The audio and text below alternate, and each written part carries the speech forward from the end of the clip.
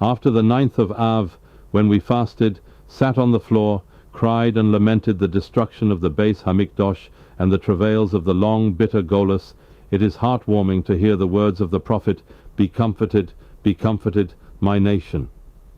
This consolation awakens hope and belief in the imminent arrival of the Messiah. Soon we will hear the Messiah's shofar. Get yourself upon a high mountain, O herald unto Zion, raise your voice in power, O herald unto Jerusalem. And very soon is the final redemption. Say to the cities of Judah, behold your God. However, how is one consoled by these words, as one may not survive until its realization? It is very noteworthy that this Shabbos we read the Sedra of Va'es Hanan. The heart is full of grief and pity for Moshe. Moshe beseeched Hashem with supplications in all 515 prayers.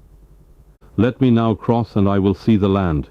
Moshe, who fulfilled the entire Torah, Moshe, who was a man of God, to whom Hashem spoke to directly. Moshe, who with all the miracles took the Jews out of Egypt and carried them through the desert for 40 years. Moshe, who brought the Torah to the Jews, who taught them and made them a holy nation.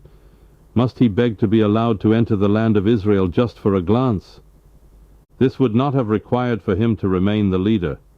Someone else could lead the Jews. He would have been satisfied to be a simple Jew, and as such come to the land of Israel for just a short period of time. He even was prepared to be transformed into a domesticated or wild animal and walk on all fours. He would have been content to have flown over the land of Israel as a bird, so as not to take up any space on the land.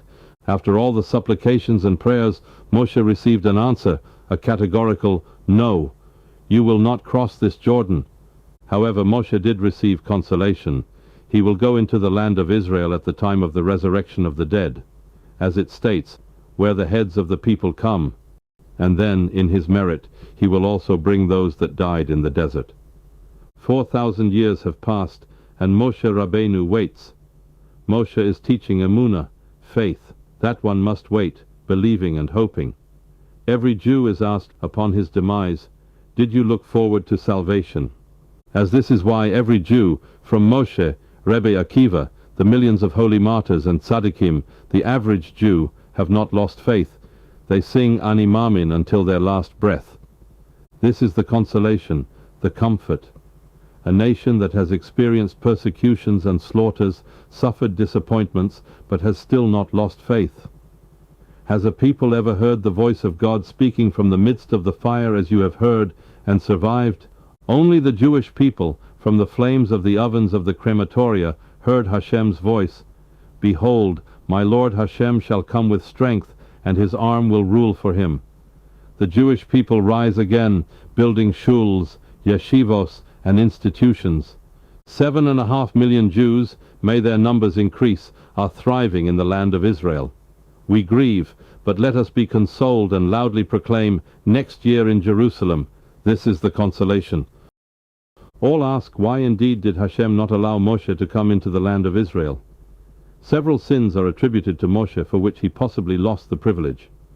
However, because of Moshe's many supplications alone, ones that could move a stone, the Master of Mercy, Hashem, should have acquiesced and granted his wish.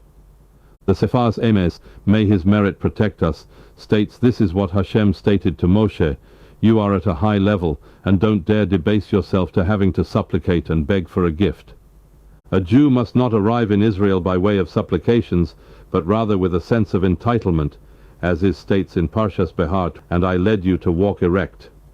You have stayed long enough at this mountain. For Torah, we sit at Sinai, the lowest mountain, and conduct ourselves with modesty.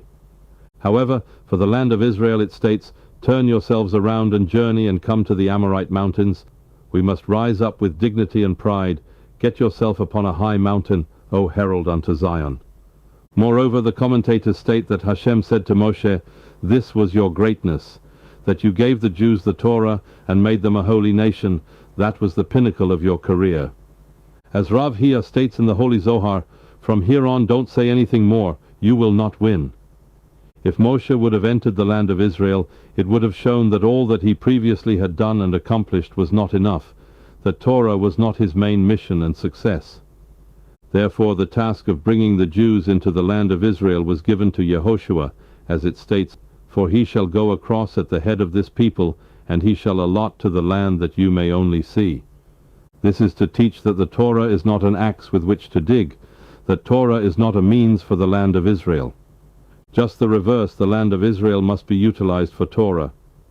This is what the elders of that generation stated: "The face of Moshe is like the face of the sun, the face of Yehoshua like the face of the moon."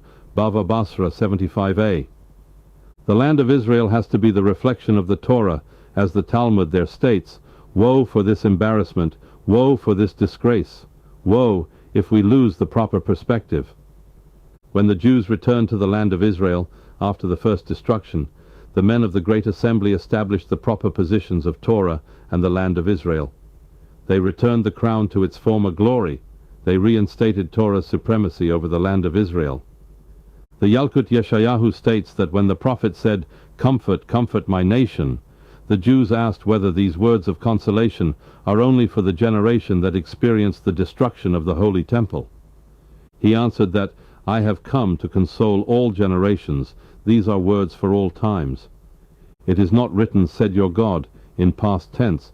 Rather it states, in the future, "your God shall say." This is clarified with a parable. A wealthy man who enjoyed a large estate, houses, possessions, and all that is good. His fortune changed, and he became impoverished. However, he still had a small house with a garden. He was able to eke out a livelihood, until there was a fire that completely put him into abject poverty. He had to buy a donkey and become a wagon driver, transporting goods and packages. He was content except when he would pass by his former small house, then his heart would grieve. Until one day the donkey died, and he didn't have the means to buy another one. As a result, he became a hauler, carrying large, heavy packages on his shoulders. He hauled all the while groaning and sighing about his bitter fate. If someone would now comfort him, he would be satisfied if one were to wish that he would at least get back a donkey, so as not to break his shoulders. He would be content if one were to wish him to get back his small house. However, no one would try to comfort him by saying that he should once again become a very wealthy person with a castle and servants. He even would laugh at this.